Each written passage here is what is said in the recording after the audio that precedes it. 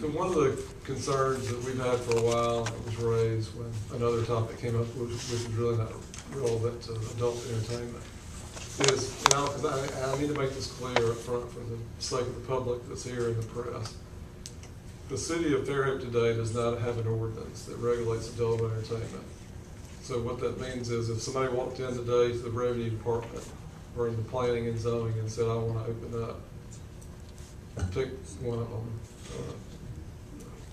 strip club, it's not specifically addressed, it probably would get referred to the Board of Adjustment. They would have to rule that it could go somewhere, because it's one of those issues. There have been many, many lawsuits across the country about adult entertainment. So we need to get something on the books that regulate how we treat adult entertainment. So I want to make it, I'll say that one more time, make it clear the city is not asking the council to consider adopt an ordinance to allow sexual type businesses. It's just that we don't have an ordinance that lays out what the requirements are. Limitations, particularly. The draft that you see before you, probably 80% of it is verbatim of an ordinance that Foley adopted. Let's remember how long ago that was, a couple of years ago, maybe. I think a couple of years ago.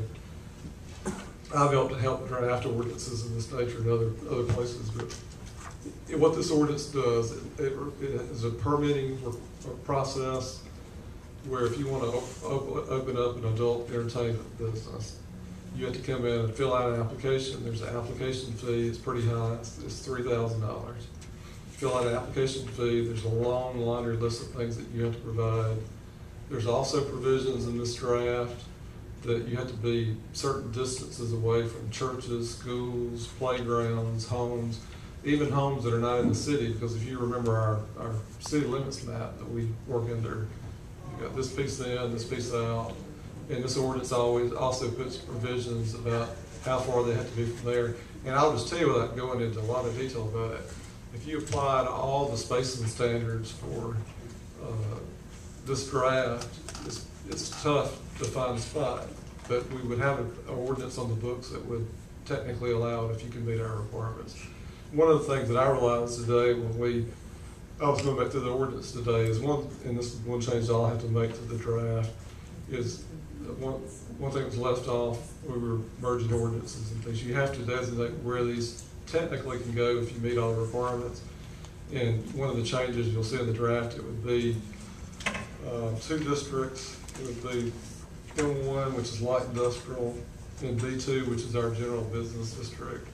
So technically / legally, if you met all the requirements, you could, and then pass the application process, you'd be allowed to go in those 2 districts, and that's one thing I've got to add back in here.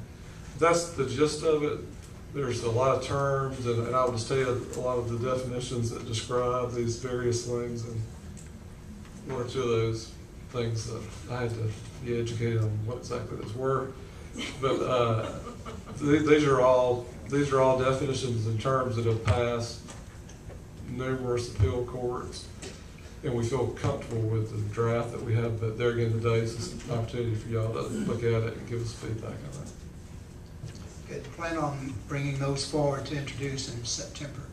Yep, based on any other the changes that I mentioned to this one, any others. And between now and then, if y'all see something that you just let